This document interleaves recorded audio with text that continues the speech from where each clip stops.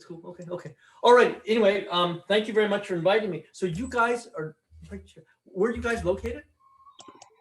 We're all over the world. This is, I guess you didn't get much of a introduction or background, Ed. I'm Dick, WB6IQH. Okay. I'm outside of Buffalo, New York, and I'm one of the administrators for the East Coast Reflector, which is a IRLP All-Star and digital mode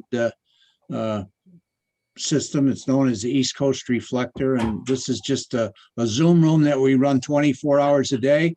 For anybody that wants, yes, for anybody that wants to use it, we have 50 rooms, and people come and go all day long. Oh, and cool. We've advertised you being here tonight, so don't know who or well, you how many. Advertised me, and I got 30. I see 33 participants. That's pretty good. Well, you never know. People. Yep. Okay, okay. Thanks a lot. Okay, yeah. So take off. Yeah.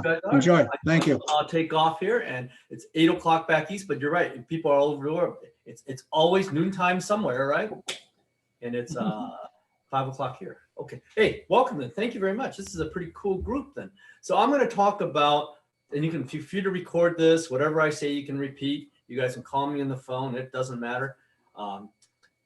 Things aren't patented here. I mean, they're patented, but you can use them as you please. At my age, it doesn't matter. Yeah, my name's Ed Fong. I teach over at UC Santa Cruz, and presently I teach the high-speed I/O optics class. I teach a graduate class in wireless communications. That's like 5G, 4G. Actually, it's a really cool class. We start out with AM, FM, single sideband, then IQ modulation, and brings you up to 5G, cell phones, and things like that. And I teach a basic antenna class, of which I cover this in this antenna class. The students in that lab have to build this antenna, in fact, that we're going to discuss today. So what we're going to discuss today, and I've got like 4 talks, and another talk I'm working on, I think it's going to work out, is it looks like what Rick there, is that a picture of a nano VNA background? No, it's a different antenna analyzer, but same idea. Yes. People have been asking me to give a talk on the nano VNA, how to use it. Basically, you kind of have to know Smith charts, but how to tune a duplexer with it. And I figured out a way finally to do it as a live video. I have a little camera that points down on it, because you have to kind of do it live with interfacing. So we're working on free next week. I'm into that one. yeah, it's been such high demand. It's been such high demand that everyone wants to. I teach it in my high-speed I/O class. We require it now, since it's only 50, 60 bucks, like a textbook. We require it. If you want to take this class, you got to buy one, or you just buy it from me. I have stacks of them. Well, like I said earlier, Ed, our room is always open, so feel free to let us know. And yeah, I'm going to try to do it at the PacificCon. We'll have PacificCon's coming up, and I'll do it there. And yeah, I should tape it, and then you guys can play it anytime and see. But we're working on it. It's in progress. But I do have other talks that we have done. This is the first of a talk on how to dual band a J-pole. I don't do a talk on the J-pole. Most people know how a J-pole works or have worked with it. Then we do the dual band one. We do the tri-band one. We do one on how you get actually gain, how you make a collinear out of it. And then I have one more talk on, what's my other talk on? Oh, DMR, on DMR radio. So basically I've got 4, planning on 5 that I'll get on the nano VNA. So today we're going to talk about how to dual band a J-pole, because a lot of folks, you guys know how to use a J-pole. A lot of you guys probably made it. The one I'm going to talk about was originally published in, I want to make sure my mic's working. Could I ask a quick question? Yes. Sure. I'm new to the hobby, so it is an honor to meet you. But what is a J-pole? We'll explain it. Don't worry about it. Okay. J-pole is just a particular antenna configuration, but I'll go through a basic background of it. So the original article was published way back in 2003 by me originally, but basically I'm associated with the school at UC Santa Cruz. And then subsequently we've had articles in 2007. Our latest one is in 2017 on how you tri-band it. That covers 2 meters, 220 and 40. And over the years, they've adopted it to be in the antenna, ARRL Antenna Classics, Antenna Compendium Volume 8, Volume 3. So it's a pretty well understood antenna used by a lot of folks. And what I've noticed with the ARRL, if something works well, they'll publish it in their antenna books. And that's a good judge, because whenever you hear something of some configuration, a Slim Jim comes to mind. And why don't they mention a Slim Jim in the ARRL? Because it doesn't work. That's why. So I've noticed it's very tough to get into the ARRL. There, when it's in the actual handbook, it's tried. I sent 2 working models to them, and they confirm it. They make sure it's confirmed. So it's very reputable in terms of what they do. So all these other things, you hear about all these crazy rumors about this, and can you get 6 dB, 8 dB out of this? My conclusion is, if it's not in the ARRL handbook, it's probably not true. I mean, good likelihood. Okay, let's get started here. So, like I said, these articles, the original one we did back here is 2003. We did this one in 2007.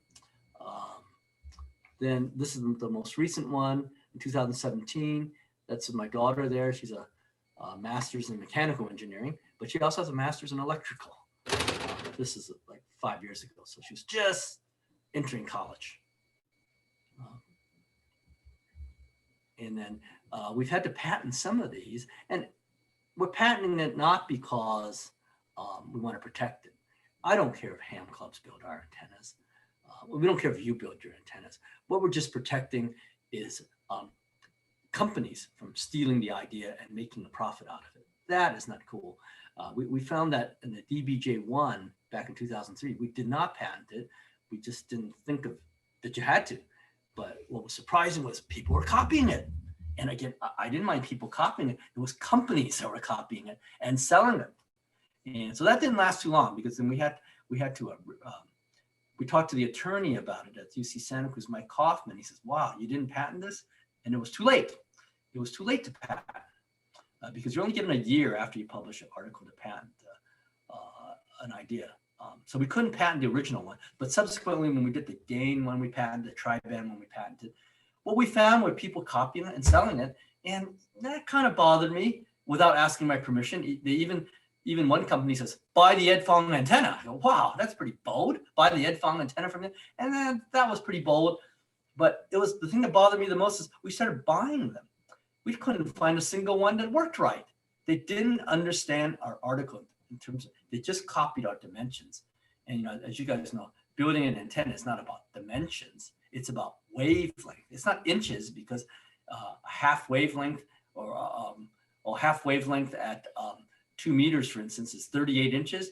But it's not 38 inches if you stick it into a PVC pipe. It changes. Or if you buy different types of copper wire, if it's insulated, for instance, it would have to be shorter, because it's a thing called the velocity factor. So when we bought about 3 or 4 of the copies, and they used twin lead from, I don't know, wherever they bought the twin lead from, they didn't even test it. It wasn't even, one was resonating at 160 megahertz. That's way off. They copied our dimensions exactly, but they weren't getting the materials that we were using. The materials make a difference down to the last quarter, half inch or so, because it depends on the velocity factor. Well, we'll discuss this in a while. So anyway, so we've had to patent stuff just in case to protect it. But I don't care if people build it. I encourage people to build it, clubs to build it even. But to sell it, then for profit, then I would like you to contact me. Okay, so we chose a JPO antenna to do the original. And the reason why the JPO is, does not require radials. It doesn't have radial, so it doesn't have a window. And a regular ground plane is a center radial coming up, and it's got little radials coming out. And what you'll find is ground plane antennas or antennas with radials these days, for VHF and UHF, aren't that popular anymore. Now, I'll get into this in a while. But I also like the JPO because it actually gives a very good ideal antenna pattern for a vertical half wave. A ground plane does not. A JPO actually gives you about 1.6 dB more gain than a ground plane. And I, originally I had nothing against ground planes. I use ground planes. I used to build ground planes when I was growing up. You get a little SO239 connector. You flip it and you solder a bunch of copper radials to it, and that would work. You'll get resonant and it will work, but they're not very durable. And I'll get into this. Oh, and it's also end-fed. We'll get into this. So I'll show you here. Here's a good example. I took this picture about 3 years ago. It's a huge tower in a place called Mount Sutro here in the Bay Area. they've got all kinds of antennas on there. Look at that. I don't know, 3 or 4 dozen antennas on this huge tower on top of the mountain. Well, what's really interesting about this picture, if you're an antenna designer, you look at it, every single antenna here does not have radios. Remember, ground planes have radios. It does not have radios. And why? Because again, people have noticed over the years on top of these mountains, it's pretty windy. It's very windy, pretty harsh. In this case, San Francisco, a lot of fog, a lot of salt coming in with the fog. Those radios, you know, it's like, I'll give you an example. Hang on, I get a broomstick. Do I have a broomstick here? Hang on. Here, I got one right here. You can tell I keep a clean shop. I'm in walking distance of a broom. I'll give you an example. If I was to hold up this broom like this, I have no problems holding it up. Very little force. If you're a mechanical engineer, you'll know why. Excuse me, Ed, would you unshare your screen so we could see your camera better? Oh, hang on. Oh, you can't see this? It's just a little small thumbnail. Yeah, Oh, if you unshare, we'd see your full camera. Unshare. Stop share. Okay. Here. Okay. Now, if I talk, right, I'll appear, right? Yeah. You see me now? Okay. So here's just a broomstick. I can hold up a broomstick with no problem. There's a lot of math behind why I can hold it up. But a radio sticks out horizontally. If I made this horizontal and tried to hold it on one end, you know how much more force I got to put on that? That's a radio for you. That's a radio for you. So radios cannot hold up mechanically very well, or else it takes quite an effort. So I can share screen back again. That's it. There. Okay. Okay. So again, when you have radios sticking out over there on a mountaintop with fog, they just break off after a while. Unless you make them really durably, that makes it expensive. So eventually by the 1990s, 2000, 10, 15 years ago, everyone started going to J-pole design. We'll get into the J-pole design in a while. It does not require radios. Now when you go up, I took this about 3 years ago. I hiked up there. And surprisingly, there's not a single antenna here with radios. So in 20 years, it's gone from a basic ground plane antenna with radios, and they would make them, you would have multiple elements, collinears, and cell wave would get them with gain, but they're based on radios. That design just has disappeared. They just don't last long enough. Or if they do, you got to make them really, really durable. It makes it very expensive. It's just not aerodynamically designed correctly. So see, here's a good example of an old antenna. In fact, here's even a dipole. Here's a vertical dipole. I'll show you this example of what I mean by the torque. Here's a vertical dipole that's made out of copper pipe. There's an insulator here that you barely can see. Here's the center radiator. Here the other part goes to ground, and it sticks out like this. So the torque here, the further this goes out, and you want this to go far out because if it's too close to the mass. It disturbs the pattern. It even disturbs half wavelength away. What? It has to be a half wavelength away, and it makes the tower disappear. Even a half wavelength, that does not make the tower disappear. It still acts as a reflector. It may not affect the SWR as much. Pattern, if you have any metal anywhere, you will affect the pattern. You're right, half wave at least to make it so it doesn't affect the SWR. To affect the pattern, it's got to be 10 wavelengths away before it doesn't affect the pattern. So this still affects the pattern.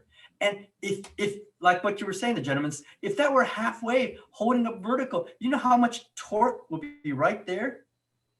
You'll have a hard time holding it up.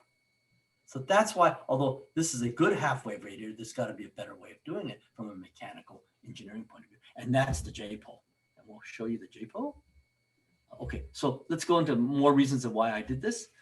So I was introduced to this in the 1990s by my friend Danny Monticelli, who was the chief technology officer at National Semiconductor.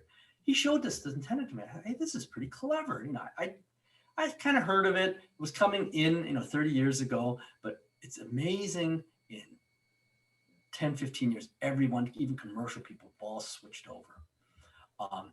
It's all a vertical one piece, and I'll show you in that while. You can stick it into a PVC pipe, makes it very durable, and it'll last for years, and it'll hold up in the tower because the force is just, again, like with the broom. Oh, I can hold up a broom like this, but try to hold it up vertically like that, it's much, much harder. And over the years with wind and everything, it'll fall apart. This will not fall apart. We've had, our antenna weighs a little under a pound, and we've had these things up for now approaching 20 years. No problems at all. And someone else did the work for me, this PVC pipe. Today's PVC pipe is UV protected. It's the same stuff they make the vinyl windows that they guarantee 30 years. And believe me, we've had one approaching 20 years, and there is no sign that the UV light has affected it. Doesn't fall apart. It hasn't. You know, the old stuff I would agree would turn yellow. You step on it with brittle and it falls apart. Not this new stuff. This new stuff is indestructible. I see that it's more of a problem to cover your antenna or cover anything with. It's indestructible. How do you get rid of it? I don't know. I think they're trying to figure that out now. These chemists, they figured this thing out, and you just cannot get rid of it. But that's another problem.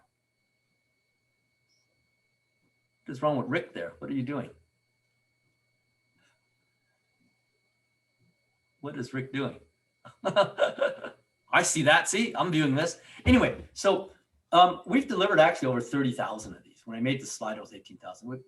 And we think the price to performance ratio is just really, really good. So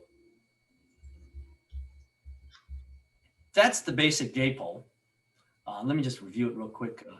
I think it was Nick there that was asking. So this is how the basic J-pole is. I guess I should have shown a ground plane too for you folks that aren't familiar, but most people are familiar with how ground plane works. You know, quarter wave, vertical with radials. But a J-pole achieves it a little bit differently. A J-pole is a half-wave radiator here, a half-wave radiator. So for 2 meters, 37, 38 inches. So hang on, let me go back here. So that's how a J-pole, but let me explain this in a while how it works. So assuming that you've done a J-pole, and I'll explain this again in a while, what people found was they work great. They work, in fact, about 1.6 dB better than a ground plane. And I'll explain that in a while, why it works 1.6 dB. It's not major, but noticeable. I think if you folks have built J-poles and compared it to a ground plane, I would say you have to say, if you did it right, you say, yeah, this does work better. It does. It works about 1.6 dB better. But what was interesting, but by, I would say late 90s, 2000, a lot of the dual band radios were coming in by ICOM and Linko, Yaesu, because all the 2 meter repeaters were filling up and UHF was getting pretty popular. So these guys, and I don't know, I'm sure you guys go to flea markets. We meet at flea markets, and fortunately, we're going to start them up again, which is going to be great. We missed that all year last year. You go have your meetings there, you meet your friends, you have lunch, and we're discussing, hey, this, year 2000. So folks are saying we need a good antenna for UHF, because I've got a VHF antenna that I've had for decades, and now all of a sudden all my radios are dual band VHF, UHF. How about a good antenna? Well, the first comment some folks said was, but I can kind of use my VHF antenna at UHF. And the key word is there, I can kind of use. And the most important thing is the SWR is pretty decent. If you actually plug in an SWR meter into a VHF, most VHF antennas, and plug in a UHF repeater channel, you'll find not great SWR, but 1.5, 1.6, 1.7 to 1, certainly within range of where it won't blow up your radio. So that's good news. So people noticed this stuff even 20 years ago. It's, well, I can kind of use it, but clearly it isn't as good. Clearly. In fact, if you quantify it, if you simulate it on EasyNAC, ADS, any of the softwares, well, no wonder it's not quite as good. The simulation shows that it's actually at UHF, it's 6 to 8 dB of loss compared to just a half wave, compared to a half wave vertical. It is. Which means a quarter of the performance. You lose about 75% of the performance. So if you're just talking to a repeater, you're okay with a repeater. Talking to a friend down the street at a swap meet, you're probably okay. But if you start talking simplex reasonable distances, you will begin to notice it's not quite as good as even your quarter wave ground plane. It is not, about 6 to 8 dB loss. So that was pretty challenging. They said, well, what can you do? Can you make a simple dual band antenna that will perform well at VHF and UHF? Be good to take one of our old VHF ones and convert it or do something to it. But it had to be, down here, it had to be simple, had to be reproducible, and reasonable, no radials and things like that. So I worked on this problem for a while. I had no fancy capacitors, no fancy inductors, because you couldn't ask people to purchase this stuff. Capacitors don't work well at UHF. From one company to another, vary like crazy, somewhat very large series resistances. So you couldn't rely on that. So anyway, I tried all types of configurations, and let's see what we have. Okay, well, here's a good example of what the problem was. See, so here's my EasyNet simulation. This is in free space. You might as well use free space, although you don't ideally have it here. It's a good comparison. In free space, what is the antenna doing? A vertical half wave dipole looks like this, right? So this is the sky here. This is the Earth. You're standing right here at sea level. So you might be standing here, and then your other partner, whatever it is, somewhere over here. And it's, again, looking at the top, it's 360 degrees. This is looking at the elevation angle. So your half wave fundamental looks like this. Okay, this pretty familiar figure 8 pattern. That works actually quite well. What you'll find is if you can achieve that pattern in most situations, that does quite well without gain as a reference dipole. A good reference dipole does quite well. But now if you drive that, let's take, for example, if this is 2 meters VHF. If you put the third harmonic through it, which is our case UHF, 445 megahertz or so, you'll find that the SWR is okay. And if you would actually map out this pattern, if you can measure it yourself, it'd be difficult, but you could, but just simulate it on a antenna program like EasyNet or ADS or Fedco or any of these that are available, you'll get a elevation pattern like this. Here's the sky, here's the bottom of the Earth, and here's sea level. Well, it turns out that a good 75% of your energy are in these lobes, right? You would want it like the fundamental in these lobes because you're standing right here at sea level. Unfortunately, if you quantify, it's about 75% are in this lobe, and 25% remains in the lobe that's at sea level. Well, that's no good. It says that 75% of my energy just goes right into the sky. And for certain applications, that might be okay. Talking to the space station, talking to a satellite, that might be fine. Talking to an airplane, but not talking to someone on Earth. You lose too much of your power. So that's the goal of this talk, is how do you come up with a scheme where you can get that UHF pattern to look like this pattern here without, again, fancy capacitors, inductors, and all that stuff. So let's move on. So the first thing you got to learn is the Smith chart. You don't have to know a whole lot about it. Just what I'm going to explain here, that we teach almost an entire class on Smith charts, because if you're an RF engineer, you live by the Smith chart. But all you really need to know here is what the Smith chart tells you is that at any particular frequency, a short, 0 ohms, and if you move for a particular frequency, you move a quarter wavelength of that frequency. A quarter wavelength in the case of 2 meters would be about 17, 18 inches. In the case of UHF, it would be about 5 or 6 inches, depending where you're at. And a short will become an open, and an open will become a short. So if I were to grab like and we call this a quarter wave stub. At UHF, they're pretty small. Let me get one.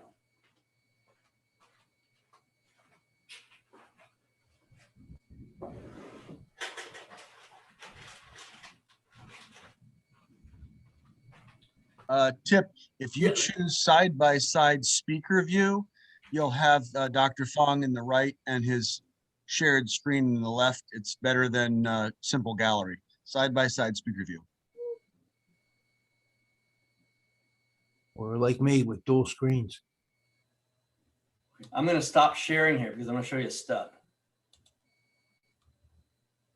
So if I stop share, right? How do I do that? There, okay. There you go. I'm back again. So here's a quarter wave stub, about 5 inches or so. So what's in it's a piece of coax, RG58. So again, for UHF, it's about 5 or 6 inches, a quarter wave stub. So what's amazing, share. Okay, what's interesting about it is, again, if you take an open on one end, if it's open on one end, if you take a network analyzer and measure it at 445 megahertz, 5 inches later, it's going to be a short. And you ask why? Well, that's how waves work. You got to take an RF class. That's how waves work. And similarly, if it's a short, if you short circuit one end, you go a quarter wave, it's going to read a high impedance, which is rather confusing to most people because they go, how can a short be an open and open be short? That's because they're thinking in terms of DC. I would agree. Open here, it's got to be an open there. That's for DC. DC. AC doesn't work that way. That's why we have impedance for AC and resistance for DC. And that's, a concept that's not that easily comprehended if you're new into RF. I think a lot of my new students always get confused. In fact, I know when I have students that are hams, they know that immediately. Yeah, people that want to go into wireless, you ask them the first day of class, here's a piece of coax. If it's an open here, what is it here at 450 megahertz? They'll all say open. But the one that says, oh, it's a short, it's probably a ham or very experienced RF engineer. So that's a concept to understand. Now understanding that, let's move on. So how do I, okay, here's a J-pole. Okay, here. Yeah, here's a J-pole. Here's a very basic J-pole made of some ribbon twin lead. I would agree it's hard to get twin lead these days. In our case, we actually have to special order it, which is actually good. When you special order the twin lead, you can get it to your spec. You can make sure it meets transmission qualities, dielectric constants, and all this stuff, as opposed to just picking it up at a swap meet or old Radio Shack stuff. So you just special order it. But here's how a basic J-pole works. Here's a half wave at 2 meters. So we'll do it for 2 meters VHF here. So it's going to be 37, 38 inches, depending what frequency you want exactly. And normally, like what we showed at that picture previously, you would feed it in the middle, because in the middle, it's 60, 70 ohms, and it matches good enough to go into your radio. But like what we showed in this picture here, let's go back. This picture here. Yes, you can do this, but it sure is inconvenient. If you need to get away from the mass, it's going to be too far. It's going to torque that point right there. It's too tedious to do. It won't hold up. What you want to do is feed it at the end. So you don't want to feed it here because you need the right angle. But we know at the end, that's where the radiation is, that's where most of the high voltage is, that's how the antenna works. It's a high impedance in the thousands of ohms. I mean, ideally infinity. It's not infinity, but in the thousands of ohms, as opposed to in the middle where it's 50, 60 ohms, you can feed it directly, but you have to feed it at right angles. That's just too difficult to do. And we know this because we were ignorant enough to know that we did this up until the 60s. You had towers with 4-bay antennas. You hardly see those at all anymore. Have you guys ever done with a 4-bay antenna with the phasing harness and all that? What a hassle. These are much easier ways of doing this. The cleverness is here. And the ends of a half wave, it's a high impedance, not 50 ohms, several thousands ohms. So how do we get our 50 ohm coax that's being driven by 50 ohms into feeding into thousands of ohms? Well, again, I just showed you this Smith chart thing. It says a short circuit on one end of a piece of coax or transmission line. And if you go up a quarter wave, it's a high impedance. So, look at this. I take a piece of twin lead. I short it at the bottom. So we all know short circuit, that's 0 ohms. 0 ohms. If we move up a quarter wavelength, this is for VHF only, we move up a quarter wavelength. And a quarter wavelength in air is about 18, 19 inches for VHF, but not in the twin lead. In the twin lead, it's, the length is determined by Speed of light is equal to frequency times wavelength, called C equals F lambda. Very typical formula you have to obey in antenna design. Speed of light is equal to frequency times wavelength. Well, the speed of light in air is 3 times 10 to the 8th meters a second. If you calculate that with frequency, let's say 145 megahertz, lambda equals about 2 meters. That's the wavelength in air of 145, 46 megahertz. But it's not the wavelength in like twin lead because it's in plastic. It only can, the plastic only can slow down the speed of light.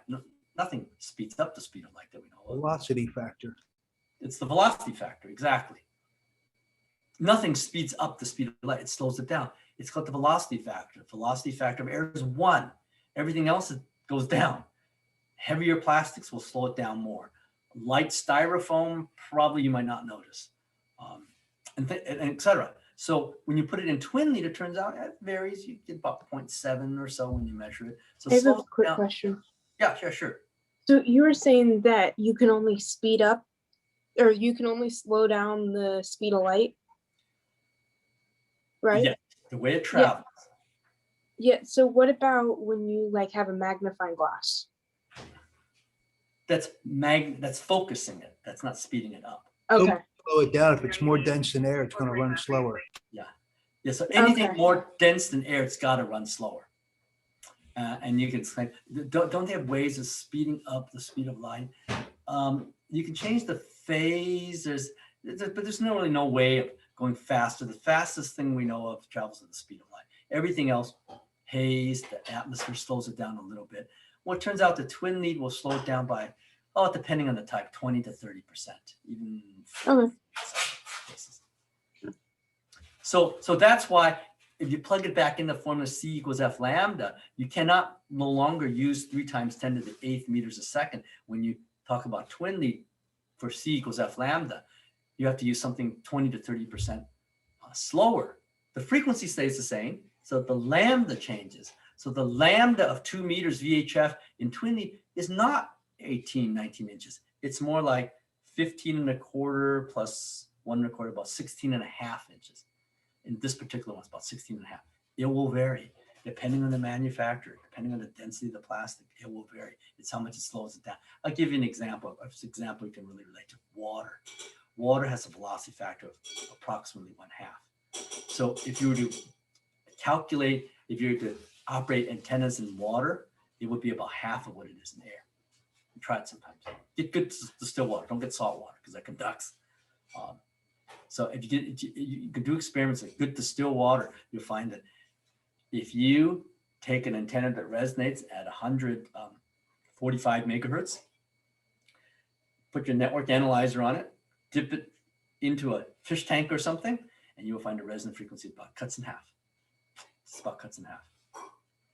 The reason why we know this is because they're trying to implant a lot of antennas inside your body, and you're kind of like water. You find that it's about half the size. That's how I know. It's for no other reason. We did some stuff with rhythm diagnostics with implantable, and these days implantable devices, and they're RF wireless, the way you communicate with them. And the antennas are about half the size because your body's mostly water. Let's see. So, okay, let's go on with this. So again, if this is a short, remember a quarter wave later, it's not infinity. Smith chart says ideally infinity, but it's probably in the multiple thousands of ohms. But I just told you at the end of a half-wave dipole is multiple thousands of ohms. Hey, bingo. Don't they match? They do. So all you have to do is put a quarter wave stub here, high impedance at the end of the dipole, high impedance at the end of the quarter wave, tie it together like this. And we know when we go a quarter wave down, it's a short. So you say, where's 50 ohms? Well, 50 ohms is probably closer to 0 than it is to infinity. Lo and behold, it's about 1 1/4, depending on the material, 1 and 1/4 inch. And the easiest way to find that is with a little network analyzer. Just move it along and you'll find at some point, hey, it's pretty close to 50, pretty close. And the antenna works fine. This is on a single band. And, I'm sure a lot of you folks use this concept. It's been around for popular wise, probably 15 years, maybe 20, maybe 15 years, because how many people actually use ground plane radios now? Not very many. I see if you're still using that, you're obsolete. And I'll tell you another cool thing about this. It's a DC short, right? If you owned it out, and I can't tell you how many people call me that buy our antennas. Your antenna's broken. Why? I put a DC meter across and it's a short. You go, well, you can read our article, or why don't you just put your handy talkie or whatever in it and see if it works? And they go, lo and behold, it works. And I asked them, how does it work? It's short circuit, because it's a DC short. It's not an AC short. It's AC 50 ohms. But the great thing is it's a DC short, which means it's automatically lightning protected. You do not need a lightning arrestor. 30, 40 bucks. A commercial one runs about 100, 150 bucks. Save your money, save your insertion loss. You're putting these things in 0.1 dB, 0.2 dB of loss, and plus the pocketbook. You don't need it. You can't beat it. It's a DC short, absolute DC shorted antenna. How can you beat that? Of course, it's always discharge the main radiation element. It's DC. So don't ever, we had a big discussion with ATD alarms about this, but it's not UL approved. Don't you need a lightning arrestor? You do not need a lightning arrestor. It works better than any lightning arrestor. It's always DC shorted. Your lightning arrestor has a gas after 40 volts, but that's really a poor lightning arrestor. Ours is a DC short. You're not going to beat it. And we finally convinced them. Now, of course, the lightning arrestor people don't like us. They're not selling lightning arresters anymore. So again, no lightning arresters. You do not need one. And the other thing I want to make note is lightning arrestor is the worst terminology. The people that invented the term lightning arrestor were the lightning arrestor people. This does not arrest lightning.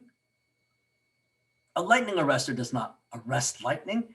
If you and I can arrest lightning, we're God. How do you arrest tens of millions of volts? All it does is it discharges the center conductor, because the center conductor, if you get more than 30 or 40 volts in most radios, you'll burn out the front end, especially if it's a MOSFET.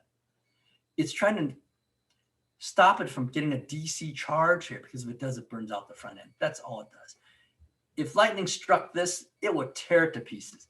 If lightning, the other term I hear was, well, should I ground this antenna? One thing, it's already grounded, the shield's grounded. I go, why would you want to ground the antenna? To prevent it from lightning. No, if anything, you attract lightning. You don't want to do that. And these things are lightning rods, it doesn't matter. You see lightning strike redwood trees in the middle of the forest, just blows them up. And there's no ground rod or anything there. Lightning just does. When you got 10 million volts, you do whatever you want, right? You are next to God. And there's not a whole lot you can do, unfortunately, to stop it. Yeah, when your boat's come a mile down the cloud, your little cup or something ain't gonna stop it. That's right. And they can stop it. Nothing stops it. Okay, so here, let's go back to the J-pole. How this configuration is also implemented. People have done it with copper J. Pretty cool copper J. Same principle. Here's the half wave. You make the transmission line out of copper. Here's the transmission line right here. You make it out of a T and an elbow like this. And then here is the quarter wave transmission line. And you tap it off. And in this case, it's an air, so it's going to be a little higher, about 1.5, 2 inches above the short, and that's 50 ohms. Now you cannot use this. It's not good at UHF, but it's good at VHF. We make these. I actually have students make these and experiment with them. Don't believe me? We make some pretty good ones. They look like trombones. We make some pretty good ones. That's exactly what's in that picture, and it works. Of course, today, I'm not so sure it's economically feasible. This copper is pretty expensive, and then you got to weld and all that, but it works. It works. I mean, this was used, I saw this 20 years ago. Even more, maybe 25 years ago. Yeah, it works. I heard a rumor I was watching a YouTube video. Sorry to interrupt. I was watching a YouTube video with Ham Radio Crash Course, and he mentioned your antennas. And he was saying that the fatter the antenna, like the bigger diameter copper tubing you use, the more bandwidth you can use. Is that true? That is true. That is Okay. true. For all That- antennas. That's because it lowers the Q. It gets a little bit more complicated. It lowers the Q of the material. But Okay. the bandwidth you need at 2 meters, our antenna will work fine. Okay. It is true. Whether it's necessary, I don't know if it's necessary, but it is true, yes. Okay. You will get a little better bandwidth out of a wider antenna because it has a lower Q associated with it. But this is not good for is UHF. Remember I mentioned, hey, you can use this on the third harmonic. You can use a VHF antenna on a third harmonic, and typically you get a reasonable match. You get about a 6 dB loss in performance. The problem with using this technique is the transmission line is not very good. This is the transmission line spaced about almost 2 inches, center to center, almost 2 inches. The problem is that doesn't act well as a transmission line at UHF. It's got to be much closer. And you can't really get it closer because you're limited by this T and this elbow. So my conclusion of this antenna, it's good for 2 meters, but it's not, and we've tried it, not very good at UHF. Not even with a 6 dB loss. It's terrible actually because of the way it's configured. So in an attempt to get UHF out of a J-pole, Arrow makes an interesting antenna. We buy them. We didn't make this one. We actually just bought this one. I bought this one. That's the Arrow, what you see. It's like that, right? That's exactly what you see. And we test it out. And it works pretty well. Again, the VHF section is here. And here's the transmission line for the quarter wave section here. See, you notice now it's 19¼ inch because it's in air. Ours is about 16 inches because it's in twinning because of the velocity factor. So in this case, that's the 2 meter section. And then what they do is they parallel a UHF section to it, which is clever. They used a 19¼ inch, which was the quarter wave stub of the VHF, but as the UHF main element, and they add this extra 6½ inch piece to match the UHF. So we tested this. I think it's very clever. I believe they did patent this. It's a pretty clever way because now the UHF antenna is here. The VHF antenna is there. Only a slight flaw, although I think it's still very clever. It gets a little bit more complicated how they feed it, but it's a single feed point. So when you feed in a VHF signal, clearly this is the antenna, and it works. When you stick in a UHF signal, this is the UHF antenna, but it's the same feed point. So still half of it still goes into the VHF section. Remember, this VHF antenna still has a low impedance or a good match at UHF. So unfortunately, half of it goes into the wrong antenna. The good news is the other half goes into the right antenna. And can you measure the difference? Yeah, it's pretty good. It loses about, actually, we measured a couple of dBs. That's about it. You only lose a couple of dBs. So it's an improvement over 6 dB. 6 dB is a lot of loss. So that's the Arrow method. That's pretty cool.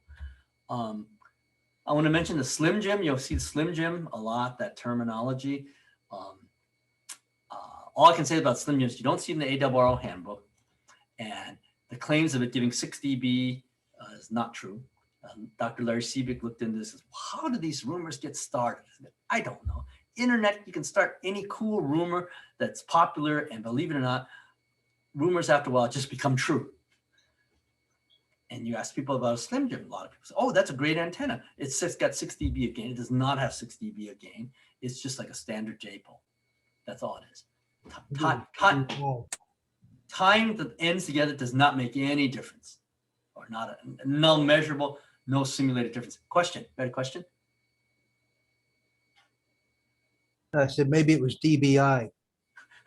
I think what the 6 dB was, it couldn't even be DBI. DBI won't be a few dBs. I think it's 6 dB over the rubber duck. Well, that's what a J-pole does. So anyway, this works fine for 2 meters, just like a regular J-pole. Just don't think it gives you 6 dB gain over a conventional J-pole where you didn't tie the ends together. That just makes no difference. So, okay, how do we get UHF out of this? So again, I had all those constraints, no external parts, no exotic inductors. People will not be able to buy. It's got to be simple and it's got to work. So I spent a lot of time on this, not school time, but at night thinking, yeah, there must be a way of making it simple and yet making it perform. Here is the trick. All we did in the end, I did a lot of experiments. This one worked, and this is the one that has been accepted over, coming on 20 years now in the ARRL handbook. I have a question. Yeah, go ahead. So I gotta head out here in a second, but Okay. I am working with the 40-meter QRP CW rig, and I'm trying to get the antenna as high as it can be. And my SWR is 1. I made it myself, so I'm super happy that my SWR is 1. But I have a center insulator on it. I was wondering if it would be okay to have it's on the corner of or I want to put it on the corner of the house because that's where I could get it the highest up. Yeah. I was wondering if I can put 133 feet lead of 14 gauge copper wire on one side and then the other side, so it's 90 degrees. How much? Yeah, that's fine. That's fine. How much would that do? Anything bad with it, or? It actually should improve it because you V'd it. You V'd it so that the impedance should actually drop. Because a dipole is actually 72 ohms when you have it horizontal. It's 72, and as you V it, it starts dropping. And that makes sense, right? Obviously, if you bring it all together, eventually it shorts. That's 0. So it starts out at 72 ohms or 70 or so. And as you bring them to corner and corner, you'll see the impedance drop. Okay. Thank you so much. That will work. Oh, is it getting past your bedtime or what? Yeah. Tell your mom, hey, this got important business here. We got important business here. Yeah. Tell her I give you permission. Well, you better listen to your mom. I never did when I was a kid. But anyway, so what did we come up with? It had to be simple. It had to still obey the principles of antennas. Without actually, doing a lot of math and everything, I played around with a bunch of configurations, and this one really works. Simple, and I think most people can do it with a good today with the network analyzers. That these cheap little $50-$60 nanos, and you can do a lot with it. You guys got to see our new network analyzer. We just bought a 5062. Actually, I did. It wasn't even a school. Man, $48,000 from Keysight. And I have to say, this gets you 90%, 95% there. 95% there for $60. Wow. I'll show. Yeah, if you guys said, I'll show it to you our 5062. That's a pretty nice network analyzer. A lot of smart people say the exact same thing, Ed. Right? Hey, lot. $60, $70. You can't afford not to buy one. You can't afford not to buy one. So anyway, back to this antenna. So here we are. What we did here was let me show you how at UHF, how it works at VHF. At VHF, this is a short, and you drive it with 50 ohms. So here's the voltage along the twinning, the voltage plot.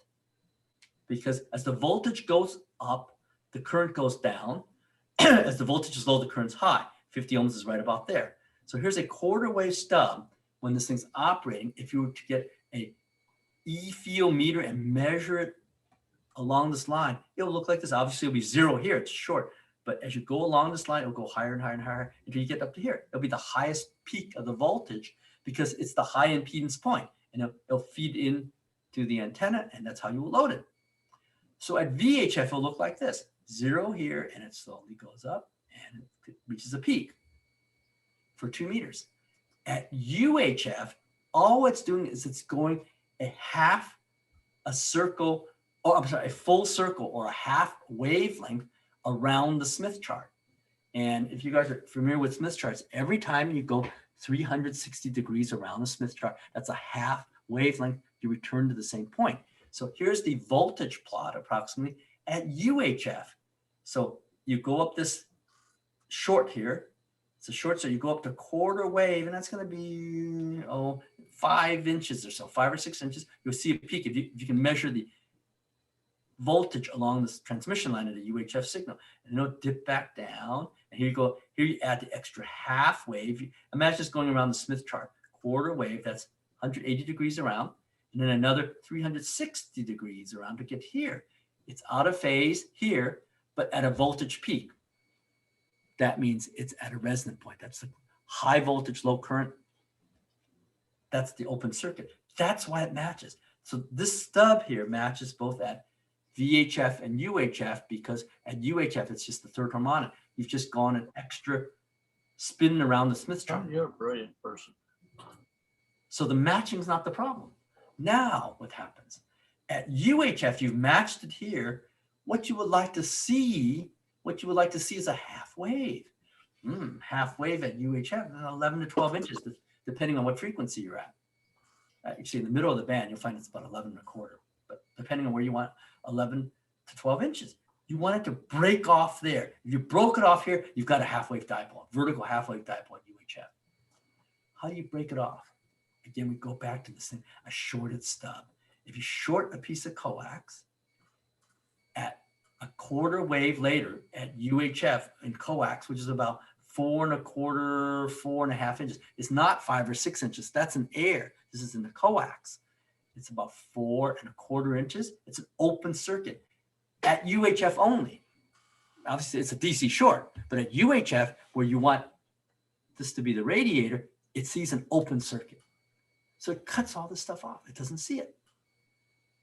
But at VHF, it doesn't resonate at VHF. It's just a 4-inch piece of wire, or 4 1/4 inch. It sees the entire piece. So you add 17, 4 1/4, 11. It's like 37, 38 inches. That's the half wave. So there you have it. That's the trick. VHF, it sees the whole thing. UHF, it gets cut off right there, and it works. Any questions at this point? Yeah, Dr. Fong, so this diagram of what you just recently explained, this would tend to explain why the J-pole I bought from you seems to work really well in a crossband repeat scenario. Yes, you can use the antenna for both, right? It seems to work well when it's in the cross. I have a quick question. It's not really related to the mechanical part of things with the elements, but first of all, thanks for being here tonight. I'm a relatively new ham, and I bought one of your ladder lines about 3 years ago and put it in the PVC pipe. You made it so it would go in the PVC pipe, and I mounted it. I took it down and I inspected it a few months ago.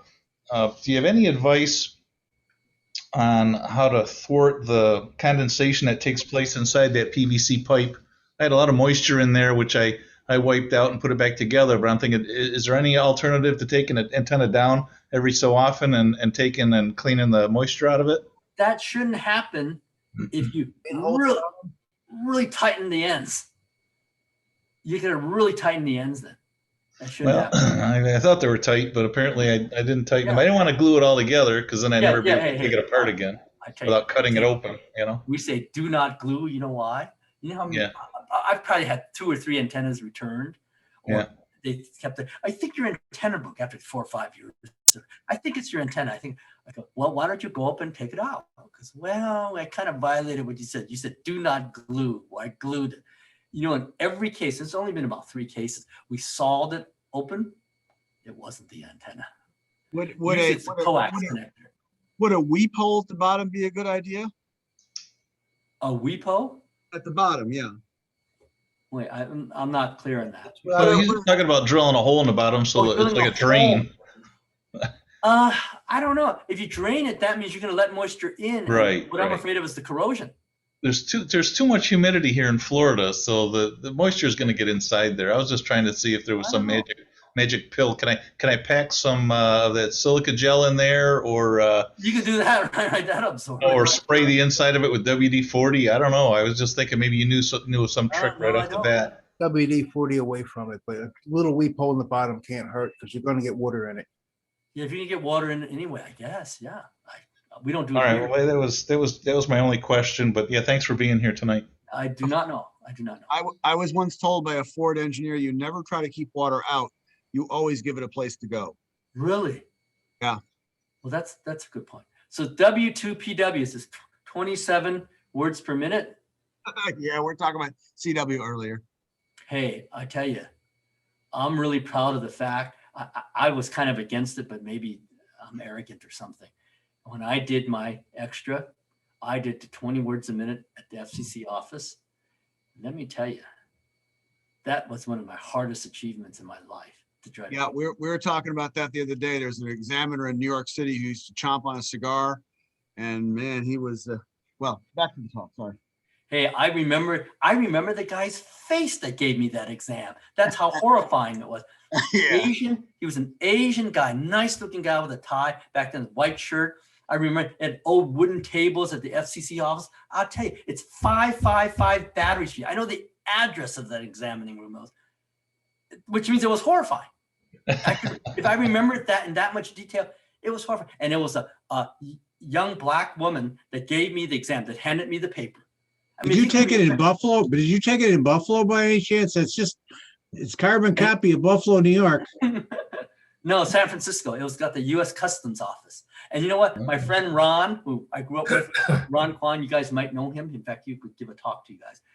He's written a lot of books. And he and I we grew up together. And he said, yeah, here we are, 66 years old. We remember the lady that was the secretary there. Isn't that terrible? I go, that's how horrifying it was. Yep.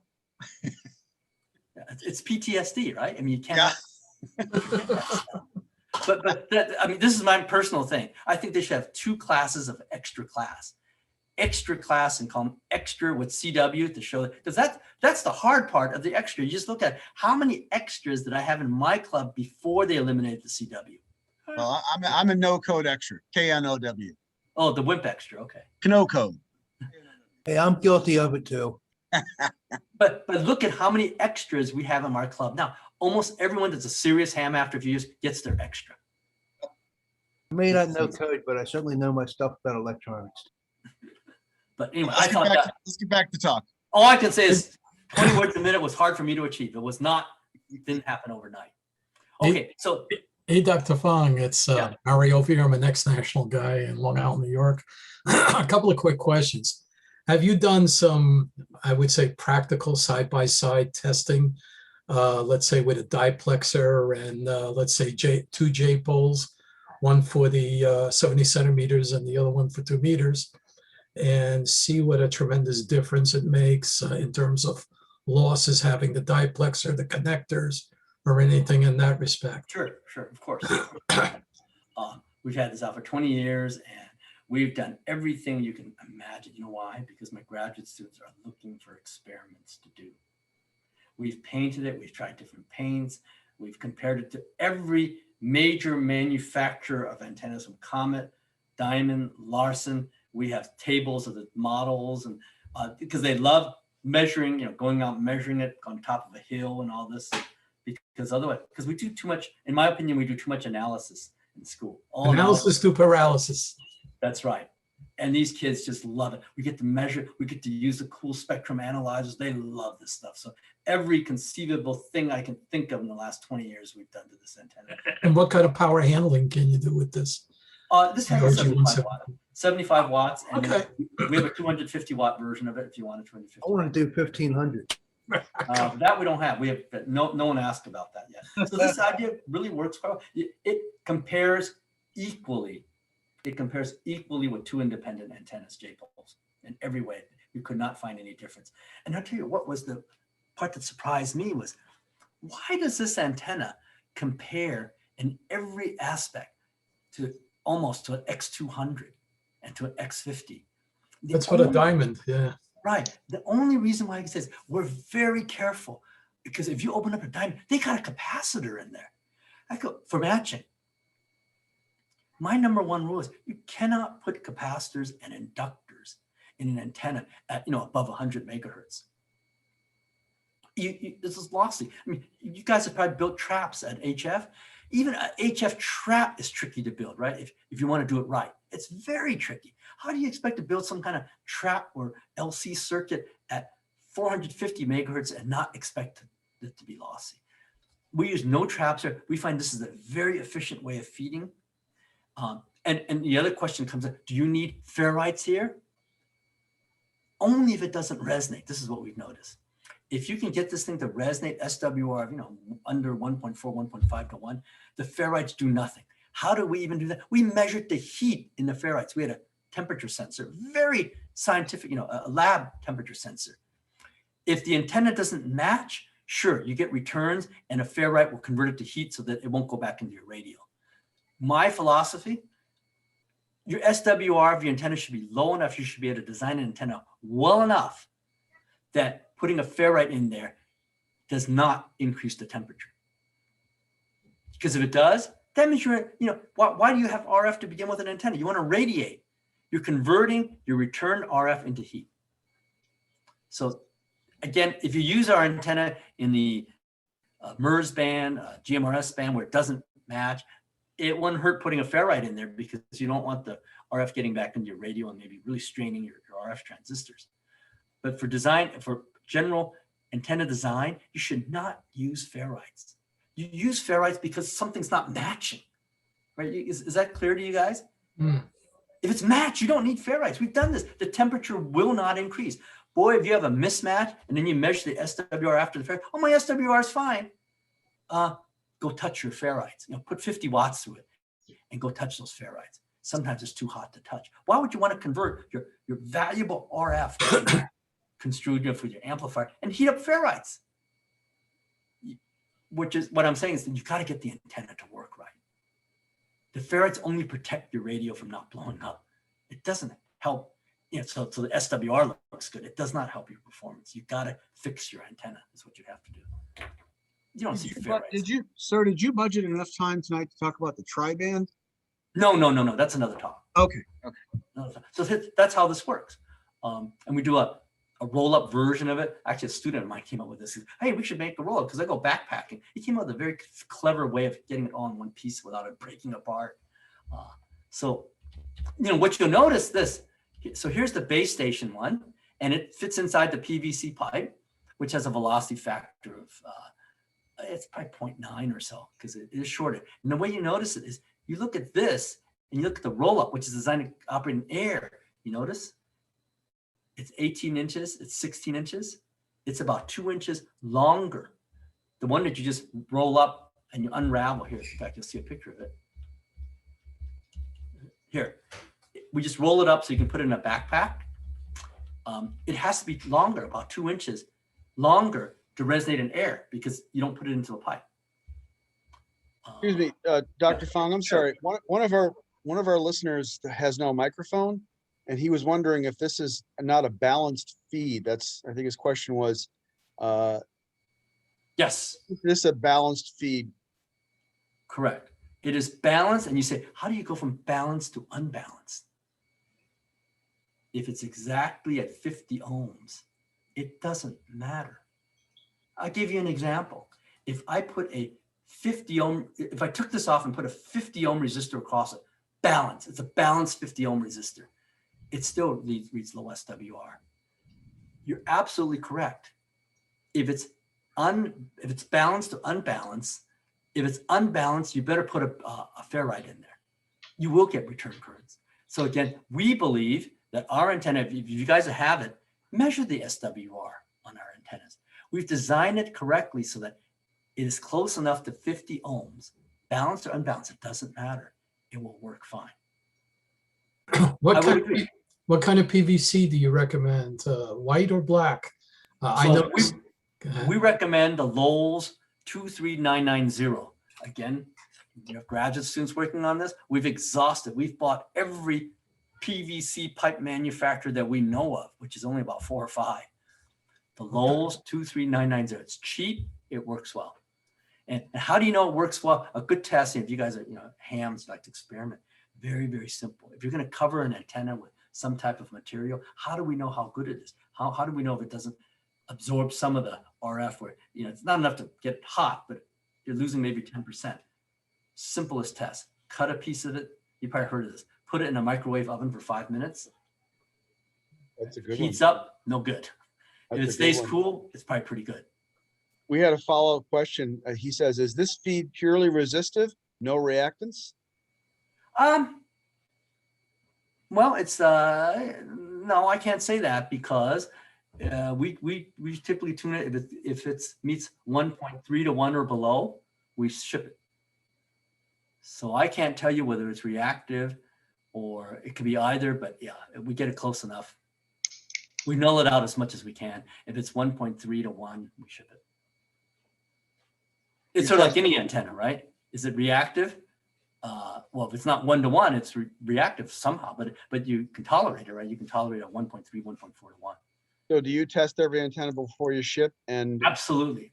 In fact, I tune every single one of these antennas that leaves. If it leaves the house here, it has been tuned by me. I do not have students build them. And I haven't cut pieces and things like that. I do not have them tune it. just to understand, you send the antennas as bundles of wire, and then the end user puts them in a locally sourced PVC from Lowe's. Is that correct? That's correct. If you cannot source it, I will send it to you. The reason why I do that, the postage is $15. Yes. Yeah, So transportation. So if you can't find it, yes, I'll send it to you. Just pay the postage. We've got plenty of this PVC pipe here. We buy it and it fills up a good portion of the garage. Where is the actual SO239 receptacle on this antenna, or is it just the cable itself that comes out? No. It's I don't know if you guys haven't seen one yet. Here, I'll show it to you. It is. he's got a little cap that fits on the end of the PVC, Okay. and that cap is drilled out to accept an SO239. Very tricky. A lot of people can't resolder it, but we have tools that do it. Okay, let me stop sharing again. The reason I mentioned that is because I had a pretty expensive diamond dual band antenna. And when I got over a number of years nailed by UV and the sunlight, it split. And eventually what it did was it took the coax and made it into a garden hose. And the water started flowing out of them. Yeah. See, okay, here, you see how it's done? Yeah, okay. So And PVC is the way they treat this stuff. This thing, you can run over it with a truck and it will not break. So we drill a 5/8 inch hole exactly, and then we stick it in, and we have a very clever way of how we solder it in. It took a while to figure out, but it works. And have you done some accelerated weather testing on it as to how long you feel that antenna lasts? Some We of have us not. old-timers. We have not, because we don't have the testing facility, Okay. but FEMA has. Okay. FEMA, I trust. FEMA, to qualify their antennas for their emergency operations, is quite a test they go through. Okay. Wind, water, we pass with flying colors. And the reason I mentioned that is some of us older guys don't feel like climbing towers anymore. Once it's up, it's up. I'll tell you what's interesting is they say, how does your antenna hold up so well? I go, it's all in the engineering. There's no radials. There's no squares. Everything is round. It weighs less than a pound. Okay, that's good news. So it's not a cell wave antenna, 17 feet, made of this quite heavy fiberglass. You're just asking for trouble in this case. Here it's light PVC, it's fully waterproof, and there's not a single corner on the antenna. Everything's round. So what happens when you put it in a wind tunnel for testing? If you look at the wind and you model it, everything goes around it. At 150 mile per hour winds, you don't even see this thing. It bends a little bit, very, very little. Why doesn't it bend? Because a kite will bend, it will square, you hit it, boom. But if it's round, it just goes, it's aerodynamically done in a very cheap way. Dr. Fong, I have a follow-up question for Sure. you. I'm looking on your website now, and you have a couple of models listed. Before you said the antenna compares to a Diamond X50 in regards to gain. Do you have specific gain numbers that you try to achieve? Yes. Oh, of course. Okay. You know what's interesting? Are those public information, or is that? I'll tell you. It's about 0.9, I forget, 9790. It's actually got a loss of almost 0.1 dB. Okay. And you say, isn't that terrible? I don't know enough about it to be completely Right. I'm glad you answered. You don't know enough about it. We've compared that to a National Institute of Standard and Technology antenna. It's a special antenna. It's just a dipole. It's just their reference antenna. Cost about $2,500, by the way, for a dipole, but it's calibrated. Okay. That is the antenna to compare to. And you know what? We compared it to the Diamond. We compared all the other ones. They're like ours. Okay. All right. Okay. And so gain, what we know is, I'll tell you a quick, interesting story. Obviously we get hired by a lot of folks consulting, why doesn't our network work well? We're trying to talk to Our police and fire departments, we have all these dead zones and all this stuff. And the most common problem is this. Well, two, the most common problem when I look at it, I don't even end up charging people anymore. The problem is so common. Two most common problems with repeater networks, with public service. Remember, public service is like us, 3, 4, 5 watt handy talkies. Why are you transmitting 100 watts on your repeater? Number one. Even if you can get the signal, you can't hear them. But what's worse is you can't hear them. If you're transmitting 100 watts, that means your duplexer has to isolate 100. If you have to isolate 100, it's very hard to isolate 100. It's easier to isolate maybe 20 watts. Right. So you are defeating yourself by raising the power. Okay. All right. Number one. Number two, what kind of antenna are you using? What do you think most police and fire folks use? What's the most common antenna the police and fire, the company they use? It's a vertical. No, the company. Oh, Motorola, I would think. With the cell wave. So wave, yeah. That's Oh, about $1,200. $1,200. It's tall. I know exactly what's in it. I show them what's in it. I've showed them. I've analyzed it. We do this for a living. And you know what I do? I think in every case, I've given them an antenna. Don't buy it. I'm going to give you this 3.5 feet antenna. 3.5 feet. That's all. PVC pipe. It'll hold up. Trust me. You don't have to have big clamps. It doesn't weigh 10 pounds. It's a 2-element collinear that we did. And it actually, in every case, it performed better. It's not that it performed better.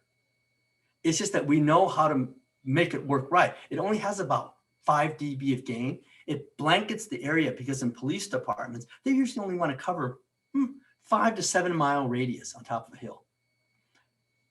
Gain, gain is really irrelevant because if you and I can figure out gain, Rob, if we can actually create 10 dB of gain, don't you think we'll be multi-billionaires?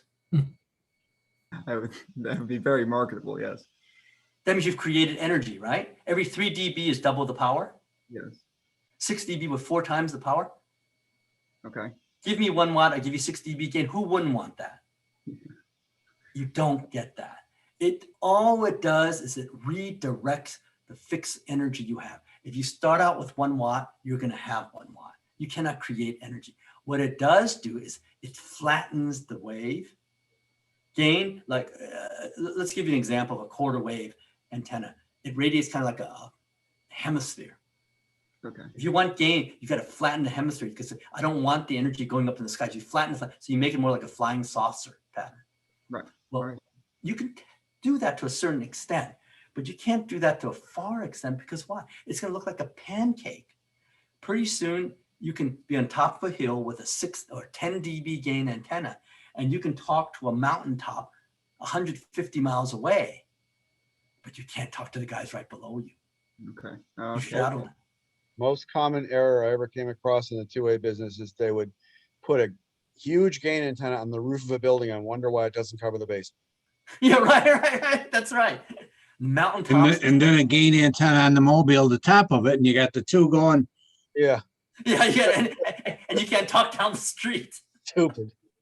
Yeah, and I tell you, I'm just amazed. I don't even charge people for this. Here, what's your frequency? Let me cut one of the antennas to your frequency. And it arrives there free of charge.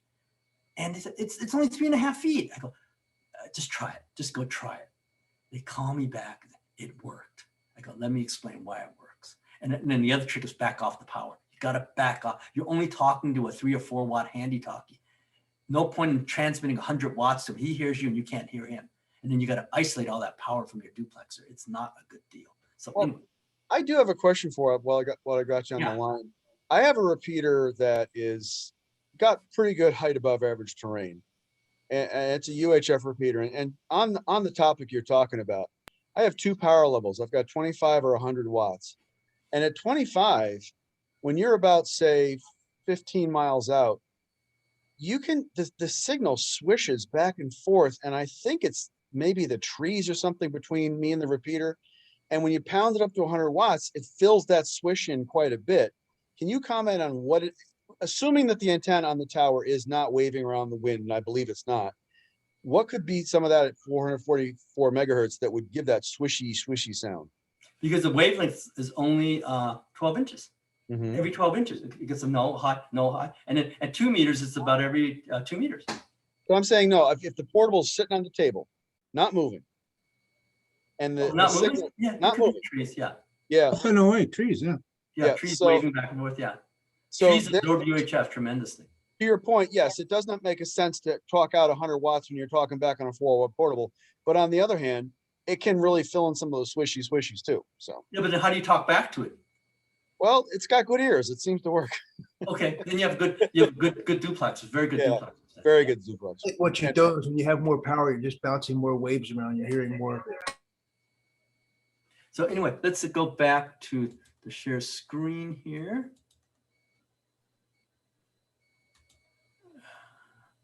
Why can't, oh, here. Okay, here we go. Okay, so that was the roll-up version. And then, okay, and then, yeah, I mentioned the pipe number. Lowell seems to work the best. So here's results. See, here's the 2 meter antenna at UHF. So it's down here. But as soon as you use our antenna, boom, you get back to 6 to 8 dBs of gain. You get it back. You don't lose it. So it does work on a spectrum analyzer. It's getting late here. I gotta get some dinner here going. And here's the actual measure. So this is another fun project we have. How do you actually measure antenna gain? I started reading up in the literature, and what you do is you get 2 points far away, 4, 5, 6 miles away. You have to do it at 3 different times. We did it on a rainy day, an overcast day, and a sunny day. These are the average measurements we got. And every time we measure it 5 times. So this is 15 numbers average, 3 days with 5 measurements on each day. So it's 15 numbers averaged out. And you know what you find when you do this? They do come very close to the theoretical stuff you simulate. One measurement is tough because anything can happen. Take 15 measurements at different conditions, and yeah, those EasyNet and those ADS software does work pretty well. It's pretty predictable. So here's just an example. 24.7 dB with a quarter wave mobile. This is just relative measurement. You replace it with a rubber duck, and sure enough, you lose about 6 dB. Not good. So rubber ducks on VHF are pretty bad. A standard J-pole is a little better. It's about 1.5 dB better, which is what you expect. And do you hear it? Yeah, you kind of. I mean, it's got to be weak signal. Then you notice difference. If it's a strong repeater, you wouldn't notice difference between a ground plane and a J-pole. But when it gets weak, yeah, you can hear it, barely hear it. And our J-pole, again, pretty much the same as a regular J-pole, maybe losing 0.1 dB because of that little stub there. It does lose a little bit, but not significant. Nothing you can hear, but you can measure. Again, we use an 8591 Keysight spectrum analyzer. And then on the UHF side, a quarter wave mobile is 38.8 dB. A rubber duck's not so bad at UHF because it's closer to a quarter wave, loses a few dBs. A standard J-pole is terrible. Minus 30, it goes all the way to 45. So again, yeah, you do lose 6 dBs or so. And then when you use ours, you gain a lot of it back. The 38.9 or something. You gain it all back. So it does work. Yeah. Now you mentioned that they're tuned, right? Is that correct? You do the final tuning? Oh yeah, these are all tuned, of course. So where are they? So where is the peak, so to speak, or is it fairly flat across the? No, you would never. No, you would never. Again, we tune these are 146 and 445. The Q is too high. I mean, obviously, at the edge of the band, the SWR is going up quite high, 1.7. Okay. Yeah, there's no way a good high Q antenna can give you 10 megahertz of bandwidth at UHF. Okay. If it's giving you 10 megahertz of bandwidth at UHF, you got a low Q antenna, and low Q means you're getting losses. Just like the other extremes, I gave you a dummy load, it'll be flat all over, but it won't work. That's one extent. Details.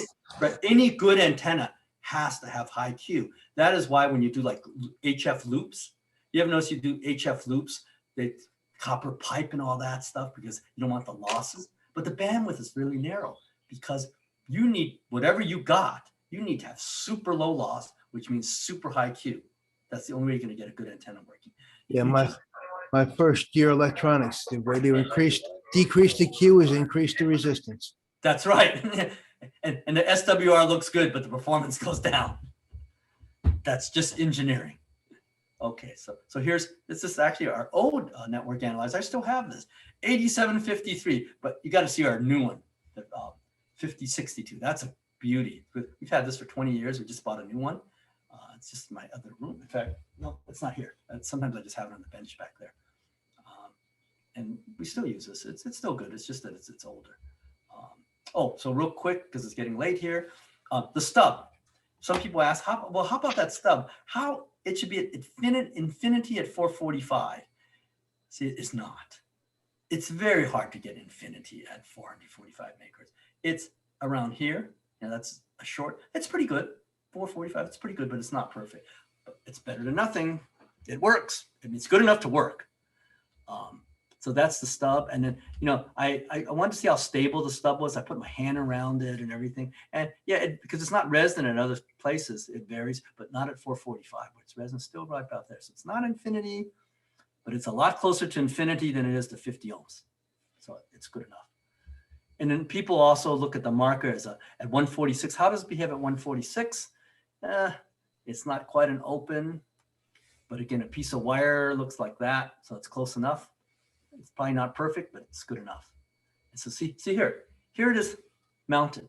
Two very, very light hose clamps, electrical hose clamps, about 50 cents a piece. That holds up very easily. There's the connector at the end, and that will last for years. I got a question about that. I'm assuming that the bottom foot or so of this antenna is inert. That's correct. That's okay. correct. It's So- all coax. If you open it up about 10, the bottom 10 inches is all coax. So you can Okay. do anything you're you o- want to the bottom. You're okay supporting this in the first 4, 6, 8 inches Oh yeah. Oh yeah. Oh yeah. against your pole? Okay. Absolutely. First quarter antenna is nothing but a matching network. It's not a matching network. If you open it up, it's coax. Between the J and the other part. Yeah. The J starts. So the coax is about here. The actual antenna starts about there and it goes all the way. Here, I'll show you. I have one. Sure, I have one. I mean, if the current is equal and opposite on both ends of the bottom of the J, it's going to cancel itself out. Because that top half wave is the part that radiates. Here, I'll show it to you if you can see it.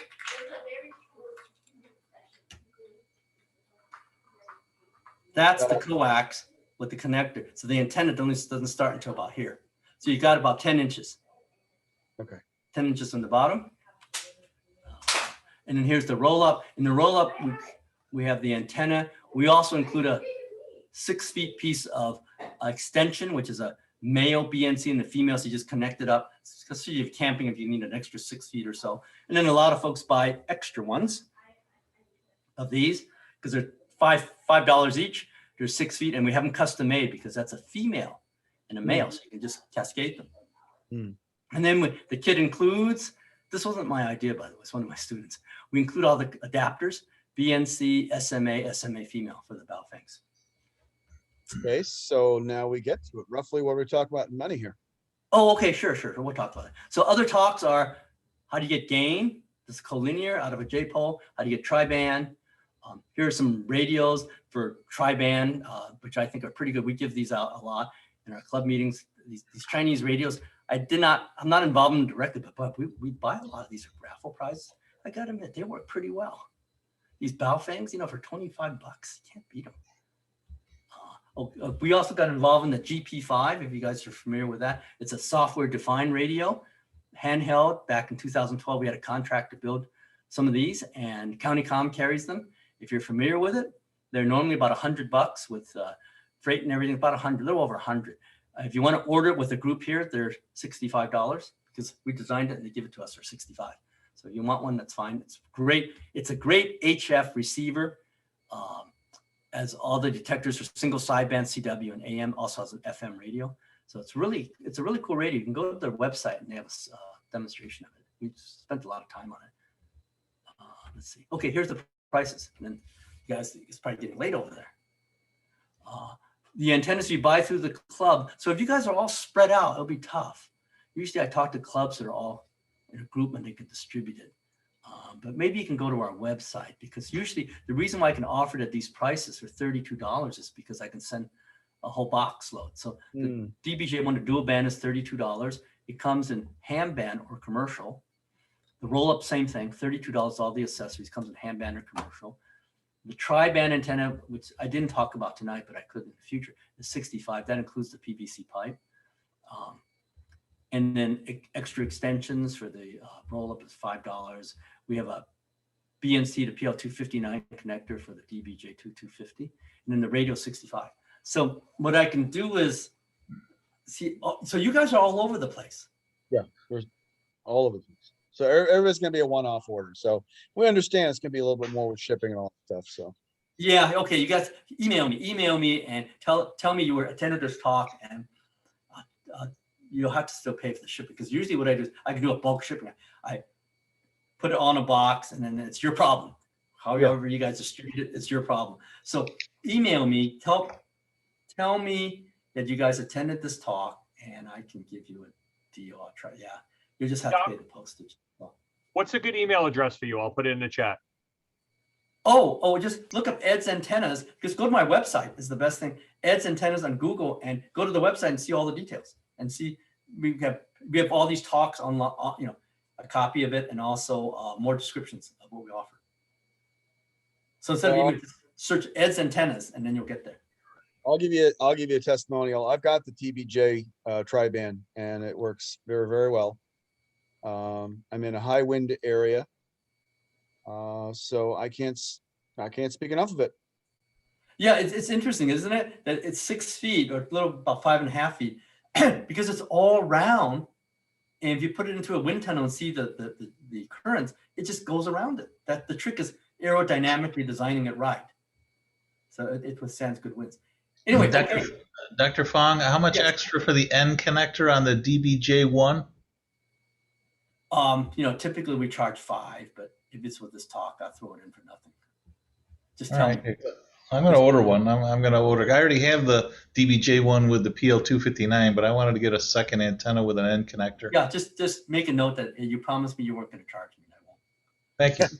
Since you gave me an hour of your time, it's worth you say $5. You gave us an hour of your time. Stop it. Okay. 90 minutes. Yeah. Appreciate it. 90 minutes. Okay. Dr. Fong. Appreciate it. Sure. Dr. Fong. Mm-hmm. I want to mention real quick that we had a total at? peak of 38 logins tonight. Oh, good. Excellent job. Thank you, Dr. Fong. You're very welcome. And by the way, just if I may, we would love to have you back to talk about the tri-band, and we would love to have you back. And we would love to have you back to talk about the Nano VNA, because I've got one and I have no clue what to do with it. And there's a lot of us in the same boat. We'd love it. I tell you, that thing is so clever. Yes. Did you know that there's at least, I know of 4 PhD dissertations that were done on it? That was quite an effort. It was done in Germany, in Europe, the design, and it's been worked on for over 10 years. This is a result of like 10 years of graduate work, because it was a company called SDR Kits, and I forgot the professor's name. He's German. He had his students work on it. Can you make some? So they did piece at a time to display. Some people are good at software. Some people are good at the hardware and all this. And 10, 15 years later, voila. It isn't. It's great. I just have to say, you know, they had people that did the interface and all that stuff. Anyway, try emailing me, and then arrange a talk in the future. Just give me a call, and if I have time, I'll give it. Hey, Doc. Thank you. I have a question for you, Doc. You used to do a talk on like introduction to DMR or digital voice modes. Do you still do that as well? I can do that one. Yes. Because I know there are a lot of newer hams that tend to float in and out of the room here. So. Yeah, I can do a DMR one. Sure. Just I'm kind of booked, but you just got to book me in, and then I'll see whether my schedule fits you. I just want to thank you again for accepting our. Oh, sure, Ed. Yeah, sure. I'll have to meet you sometime. So you're in New York somewhere? Yes, Long Island. In Rhode Island, I was. No, there. Long Island. Long Island.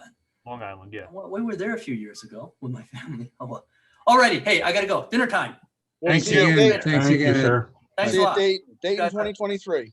I hope Dayton comes. I'll see you guys. Hey, I kind of go incognito there, by the way, because if I don't,